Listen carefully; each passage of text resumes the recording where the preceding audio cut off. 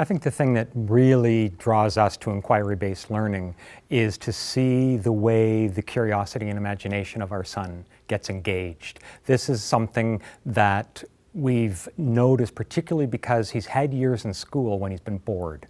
When he gets bored, he can muddle through, pass his courses, but he's not growing, he's not learning, he's not developing the way he's capable of. And with Mr. Lim's classes the past 2 years here at Queen A, we've just been enthralled by the way his curiosity's come alive, his imagination. He looks forward to coming to school.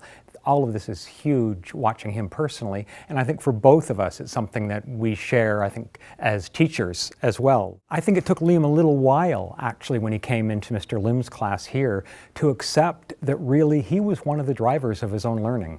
I think he expected it to be a more conventional, more passive experience for him, and the idea that he could define some of his own projects, that he could find sources, that he could do his own research and talk it over with his teammates on his project. This, once he took it for serious, that this was real, that was a huge turning point for him, and I think it makes him a more mature child, but also somebody who's pushing his own limits a lot more than he would in a conventional classroom situation. I really think this project let him grow. You know, I watched his capacity grow, if that makes sense. He took the initial question, they had to go back to the drawing board and come again with a new idea, and then just the hours of research and thinking and kind of distilling their ideas so that they had something to present at the end.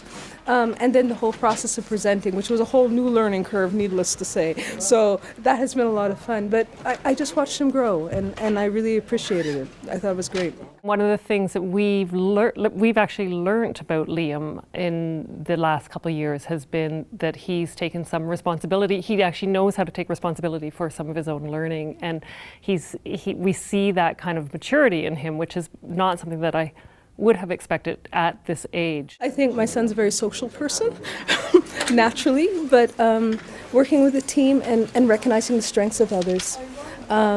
And acknowledging that, you know, he's articulate, he is easy, a lot of things come easily to him, but I think there's still a part where you need to still learn how to work with a team and draw everybody in and utilize everybody's strengths so that you do your best. And it's made it more fun for him, and I think that's really something that gets downplayed too much in school, and it should be. School should be fun. It should be a place where you kind of find the real love of learning. In the world today, you need to have a lot of different skills and to be able to be very adaptable. Inquiry-based learning, which is something they're doing at the university level too now, more so, is something that should be integrated way earlier into the students' education. Teachers ourselves at the university level, it's something that I think we then take back and try to incorporate as well. A lot of us are thinking about those modes of learning, because if the expression lifelong learning is real, then that's got to mean that they're learning the habits of becoming